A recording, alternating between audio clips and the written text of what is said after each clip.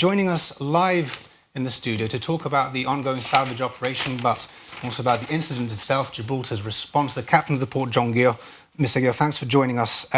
We realise an ongoing investigation is, well, it's active. You might be limited in what you can tell us. Perhaps, though, what's the role of VTS in normal circumstances? Should vessels await instruction generally? Is it advisory? Role of VTS is mainly advisory. Having said that, it also provides guidance and local knowledge to vessels, and interfacing with our pilots delivers safety of navigation. Now, that safety of navigation is underpinned by vessels and masters taking on board the instructions that they're given. And whilst I can't comment on what actually happened in this, because as you rightly point out, it's under investigation, this isn't a situation where we take over the ship when it's approaching Gibraltar and VTS then controls and micromanages the ship. It's not like air traffic control, for example. Well, air traffic control is still subject to what the pilot is doing on board the aircraft. So air traffic control is giving instructions. So it is very, very similar. Air traffic control is giving instructions, but ultimately it's the pilot who's landing the aircraft and changing the height and changing the direction.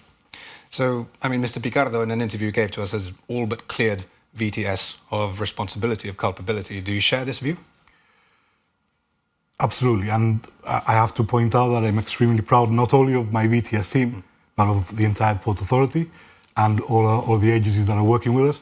But I think, look, VTS, I can't comment because of the ongoing investigation, but I am extremely confident and extremely proud of the reactions that they showed and how proactive they were in tackling this in the challenging situations. Okay.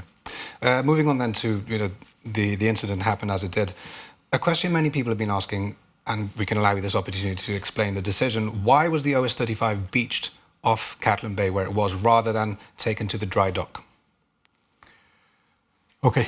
I think it's illustrative that you showed AIS replay and you sped up the imagery. Of course. No, Ships move very slowly. So the parallel between air traffic control and VTS is we are handling many more operations, but they're in slow time, in much slower time. So for us to take the vessel into dry dock, the dry dock is something that you just go in, open the door and bring the vessel in.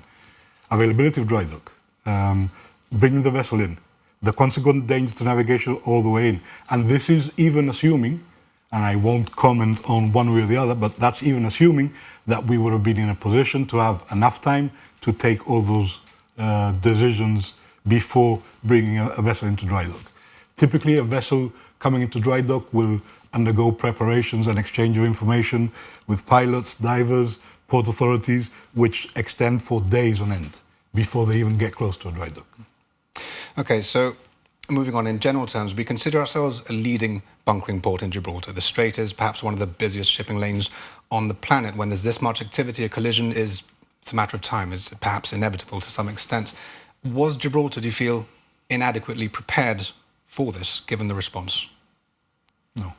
I think the comments that are being made about the response are mainly being made by people who are laypersons, who aren't involved in the industry and aren't aware of the complexities of handling a port, of having contingency planning in place and having contingency measures in place. Are we prepared? Absolutely. I have to re-emphasize that we are totally prepared.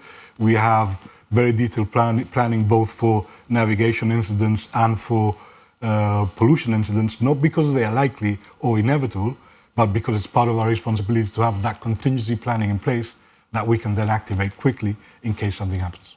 Okay. And again, I think it's important to say that things could have been far worse, and that the ongoing efforts to contain the spill have been going relatively well. We've had favourable weather, but it has been a slow-moving event. It has been relatively slow, small scale, and it hasn't gone perfectly. It's taken days to unfold. We're concentrating a lot on what's going right, but has something gone wrong in your view? Do you think that something might have been done better now that we can look back at the last few days? I don't think now is the time for us to look back. Certainly not from my perspective.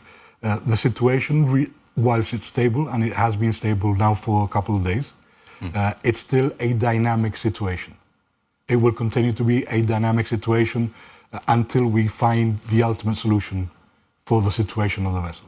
So this isn't something that that we get to a point where it's a finite thing that we can say that we have everything under control and we go forward from there. We will have ever increasing elements of control, ever decreasing exposure to environmental risks and to further pollution, but those take time. And at any given time, in a dynamic situation like this one is, things can change. So that's part of the reason why my organization, our partner agencies, our salvage team are all working at this 24/7. It's the effort and the dedication that the teams, the whole range of teams involved in this are putting in is outstanding. Captain of the Port John Ghio, thanks very much for joining us.